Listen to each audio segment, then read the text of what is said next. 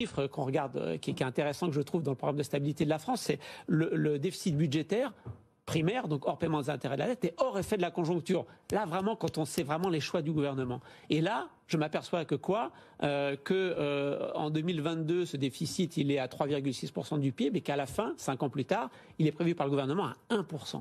Une division par plus de 3 qui est absolument drastique. Comment est-ce qu'on fait ça? Vous remontez 2 pages plus loin et là, vous voyez que dans ce programme de stabilité budgétaire, pour l'éventuel prochain quinquennat d'Emmanuel Macron, vous avez une baisse des dépenses publiques de plus de 3 points de PIB. J'ai regardé les stats de l'INSEE, donne ça depuis les années 60. 75 milliards d'euros, ça fait. Jamais depuis 1960 où l'INSEE jamais en France on a réussi à baisser de plus de 3 points de PIB. Mais moi, si je vois ça, j'y crois pas.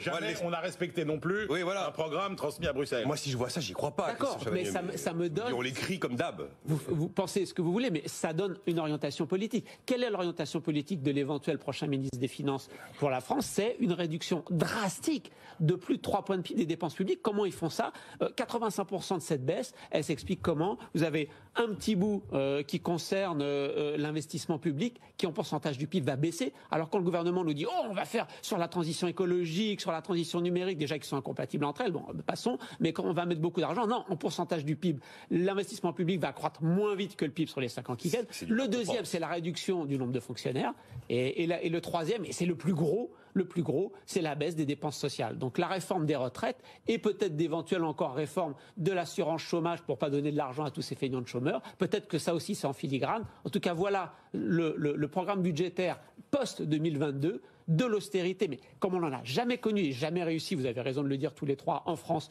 depuis les années 60, en tapant sur les fonctionnaires, sur l'investissement public et sur les dépenses sociales. Voilà ce qui m'inquiète.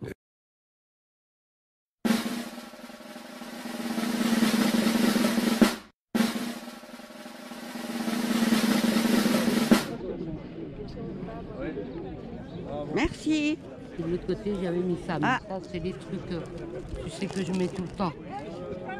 Abrogation. C'est bien, de toute façon. Voilà. Je te tiens la pancarte pour la filmer. D'accord? Moi, je ne sais pas envoyer. Tellement de trucs.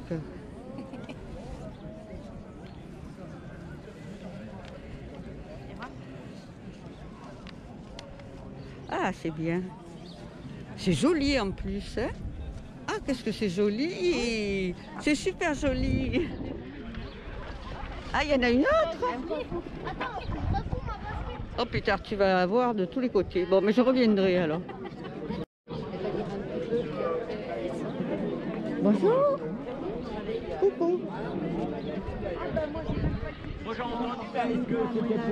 Oh, c'est sur le même? Moi j'avais compris. Il a changé? Ah ouais, je les ai pas chez moi. Oui, mais je veux dire, Très bien. Derrière, il y a quelque chose? Bonjour Annie.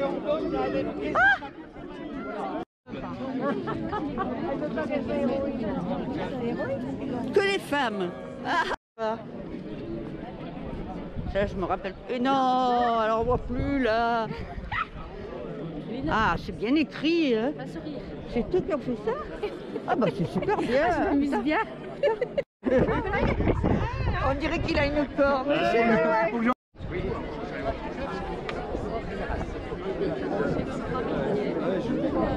Oh ma petite Véro. Ma petite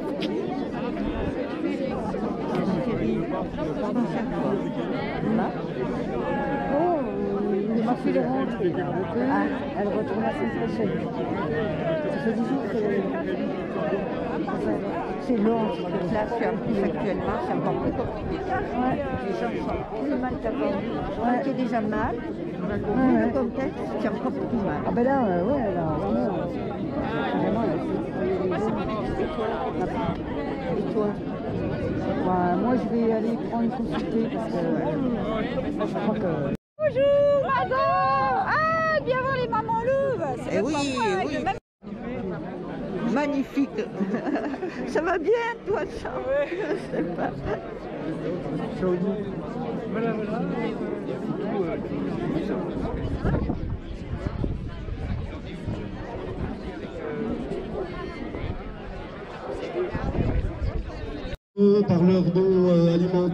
leur soutien moral. C'était assez compliqué. Bravo à ceux qui ont pu rentrer sur les Champs-Élysées. Pour nous, ça a été compliqué. On a été suivis par la gendarmerie la plupart du temps. Les plaques ont été prises en photo. Nous, le convoi de Besançon, certains d'entre nous, on a été verbalisés à la sortie avant d'arriver sur les Champs-Élysées. Heureusement, il y a des gens qui ont pu rentrer dans les Champs-Élysées, manifester. Malheureusement, il y a eu une répression comme on n'a jamais vu. Et voilà, ça, il faut que les gens en prennent conscience. Ici, on en a tous conscience, mais voilà. Donc c'est important que tout le monde a pu mettre sa pierre à l'édifice. Et c'est ça qui a fait cette belle réussite et qu'il y en a qu'on peut rentrer dans les Champs-Élysées. Donc bravo à tous ceux qui ont participé, à tous ceux qui ont soutenu. Bravo à vous. Ouais, et c'est pareil, ouais, il y avait aussi, justement, on a retrouvé un petit peu, nous, l'esprit des Gilets jaunes, parce qu'il y avait de la solidarité hyper impressionnante. On a vu voilà, plein de gens qui étaient tous ensemble pour la même chose. On a vu des gens sur le parcours qui faisaient signe au convoi. Enfin, c'était quelque chose de très très bien. Donc voilà, il y a eu des amendes de 135 €, donc juste en sortant, hein, sans manifester, rassemblement interdit, nous c'était la brave. Voilà, donc en fin de compte, donc il y a eu une répression comme pas possible. Autre chose, je voulais aussi informer que mon beau-fils donc va être convoqué au tribunal le 22 mai, c'était pendant la manifestation, la première manifestation anti-pass du 17 juillet quand on a été gazé. Alors là, il y a eu une personne qui a frappé quelqu'un qui tenait un drapeau, une femme, et qui a frappé Toufik. Il y a une plainte qui a été déposée, par contre celle-là n'est pas instruite. Et mon beau-fils est convoqué pour avoir tenté d'avoir mis apparemment un coup de pied sur un policier au moment où ça a gazé. Donc bon voilà. Et autre chose pour le tribunal de police. Alors le tribunal de police, moi j'ai eu le verdict pendant les vacances du tribunal de police du 14 décembre pour les masques blancs. En fin de compte, j'ai eu les amendes qui ont été majorées de 400 € chacune, donc ça fait 800 €. Je comprends pas parce que le réquisitoire c'était 150 et c'est passé à 400 € chacune. Alors je comprends pas. Donc je vais faire appel, mais c'est vrai que ça commence d'être assez fatigant. Persécution. Ouais, mais bon. Persécution. Oh mais là. Ouais, mais si, j'en ai parlé. Ouais. Donc voilà, par rapport à ça, c'est bien d'être encore tous là. Il faut continuer malgré les amendes, malgré la répression. On lâchera pas parce que ce qu'on fait c'est juste. Là, moi j'étais à titre personnel en Espagne. En Espagne, ils ne demandent pas de passe vaccinal, ils ne demandent absolument rien du côté catalan. Donc à un moment, le virus c'est le même partout, il faut arrêter de se foutre de notre gueule. C'est de la restriction, ils veulent nous museler, nous tenir. Et il ne faut pas accepter, notre liberté elle est sacrée. Et c'est ça qui permet de pouvoir avoir des conquis sociaux et tout ça. Il ne faut rien lâcher, on lâchera rien, tous ensemble et on sera tous solidaires. Merci. Alors, je vais quand même contredire un peu mon prédécesseur. La justice, sachez qu'elle sait être très clémente. Il y a 5 ans, lors de la campagne électorale précédente, j'avais informé la Haute Autorité pour la transparence dans la vie publique, le procureur général, le procureur financier, que M. Macron avait déclaré 3 millions € de recettes et déclaré un patrimoine net de 64 000 €. Ils n'ont pas vu d'anomalie et ils n'ont pas donné de suite. Ça veut dire que la justice c'est être clémente. Pas pour tous. Il n'a pas fini. Une seconde. S'il y a des personnes qui sont intéressées, vous trouverez la totalité des informations dont je viens de vous parler sur le site U3C, ça veut dire Union civique des contribuables et citoyens. D'accord. U3C. Moi, je vais vous citer quelques exemples.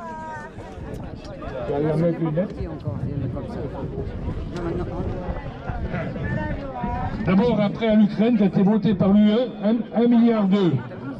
Aide économique en raison du conflit. Or, c'est marrant quand on a moins peur du Covid et non pas d'une guerre maintenant. Le carburant, c'est pas mal non plus. Alors que le gouvernement refuse de baisser les taxes sur l'essence, il faut savoir que le carburant des yachts et jets privés sera exempté de taxes au carbone. Merci. Bon, le pouvoir d'achat, on en parle toujours. Il baisse au fil des mois. Et le gouvernement arrive la bouche en cœur pour nous dire qu'il augmente. C'est bien. Le pass sanitaire, à partir du 28/2, on n'aura plus besoin du masque, si on a le pass. Donc on enlève la vraie mesure sanitaire et on accepte, si on accepte la mesure politique, c'est pas mal non plus. Le climat depuis la dernière rencontre, qu'est-ce qui a changé? Rien. Aucune volonté politique de la part du monde. Visiblement, nos gouvernements se fichent complètement de ce qui peut arriver à nos enfants, à nos petits-enfants.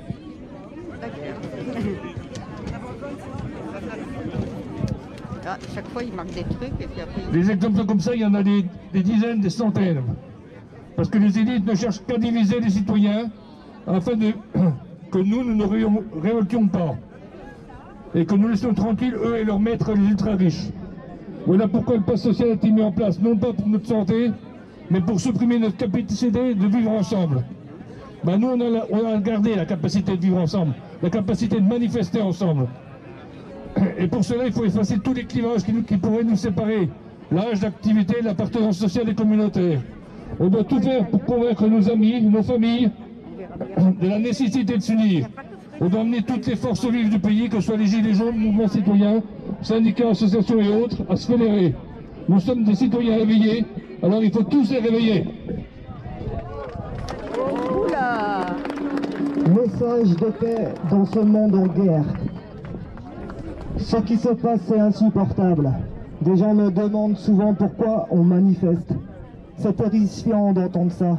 On est tous en danger de mort. Non pas dû à un virus sorti du trou du cul d'un pangolin ou de la chauve-souris, mais à cause de ce que nous réservent ces terroristes banquiers et génocidaires.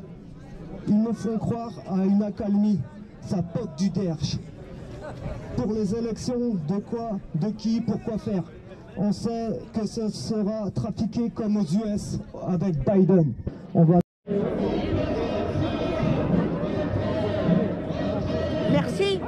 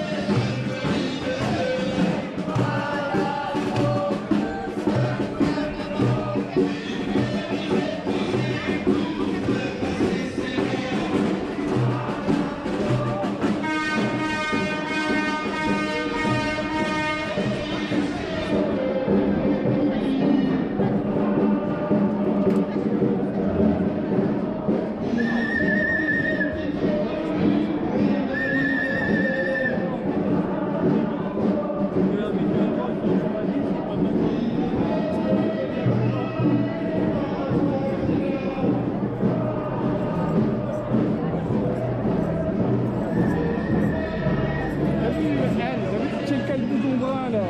Les pays pas de mine, c'est une indigne. Hein? Il y en a toujours. Hein? Il y en a beaucoup. Hein? Il y en a toujours.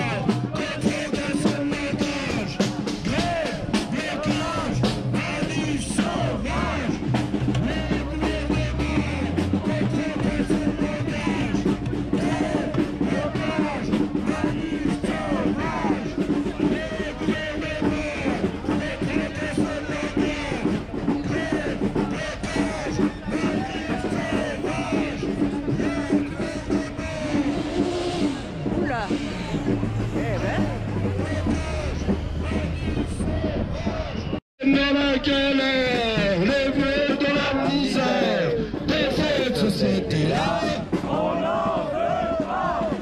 Les jeunes dans la galère, les vieux de la misère, de cette société-là, comme un déchet grave.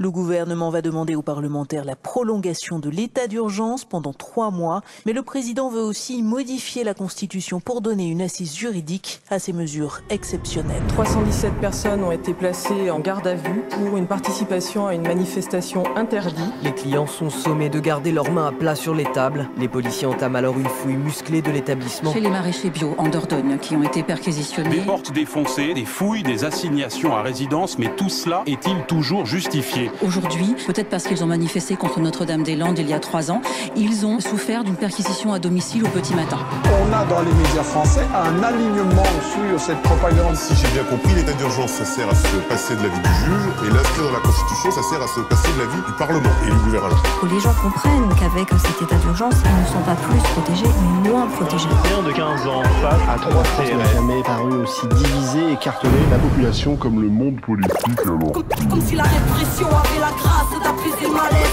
Moderne conquistador, quand la peur parle, le peuple acquiesce. Moderne conquistador, dans un spectacle médiatique, les aides à télé. Terrorisme d'État, plus propagande de peur pour orienter l'opinion. Manigance et des drames, racisme colonial, nouvel ordre officieux. Mesdames et messieurs, veuillez ouvrir les yeux, car le monde sera votre propre sort. Celui qui ne reconnaît pas ses erreurs est incapable de progresser. À l'échelle d'une société, c'est pareil, alors les mêmes seront oppressés. On brasse beaucoup de vent, puis trop, peut-être à force d'être trop pressé. On érige des murs et des murs, on nous enseigne que s'enfermer c'est se protéger. Les prétextes sont démesurés, et les arguments souvent trop légers. Des raccourcis islamophobe ici, un réseau kamikaze sur notre chaîne. L'impétuosité politique extérieure louée dans le pays comme un beau projet. Et se répètent les mêmes erreurs, spectateurs, oui on pourra se le reprocher. Écoutez, regarde ce qui se passe.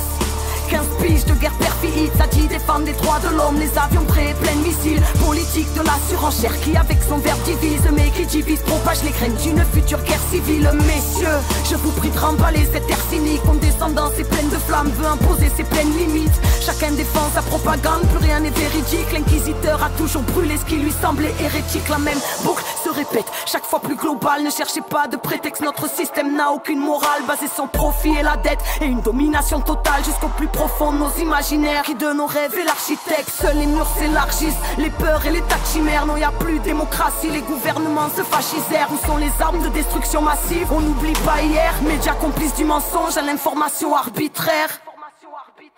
Besoin d'un effort de paix. L'ennemi n'est pas l'autre, le feu n'est pas un pomme. Besoin de croire en l'humanité. Un peu de cœur entre les hommes, où le monde plongera dans l'horreur. On a besoin d'un effort de paix. Non, l'ennemi n'est pas l'autre, le feu n'est pas un pomme. On a besoin d'un effort de paix. Quand nos médias ne sortent la peur et la haine, car nos politiques ont 1000 raisons de faire de la guerre. Celui qui ne voit jamais ses torts est incapable de voir juste. À l'échelle d'une nation, c'est pareil, sa propre limitation crée sa chute. Ici, les mots sont vides, car les plus beaux ne sont que façades et parjures. À l'heure où les identitaires font froid dans le dos à clamer leurs idées de race pure. Le manque d'amour partout, la peur ne se combat pas, elle se rassure. La haine est un poison, un nuage rouge envahissant le bleu azur. Sans compréhension mutuelle, la paix ne sera jamais plus qu'une statue. Parce qu'on n'a pas appris à se comprendre, mais à juger, le chemin sera long et abrupt. Encore faut-il savoir ce qu'on veut, oui qu'est-ce qu'on veut. La solution ou le problème, boire la tasse à chaque vague parce que les coupes sont trop pleines. Si facile d'accuser l'autre, confondre les symptômes et les causes. Le bise de l'armement aura toujours le sang pour promesse. L'or noir fait tourner le monde et agite les marionnettes. La pression monte, on s'habitue, peuvent exploser les baromètres. Regarde dans ton miroir, y a pas que les médias qui ne sont pas honnêtes. Ne comprendra jamais l'autre, celui qui n'a pas d'oreille. Conquistador, acclamé comme un justicier. Terreur utilise Dieu ou sécurité pour se justifier. Légitime résistance amalgamée dans le tas peuple mutilé dont jamais le monde n'aura eu pitié. On répète que retient-on des erreurs d'autrefois. Penser par soi-même plus important que ce que les autres croient. Pas une menace mais un miroir, l'autre est un autre soi. Qui sème la guerre, la récolte comme l'écho de sa propre voix. Besoin d'un effort de paix. L'ennemi n'est pas l'autre, le feu n'est pas un pomme.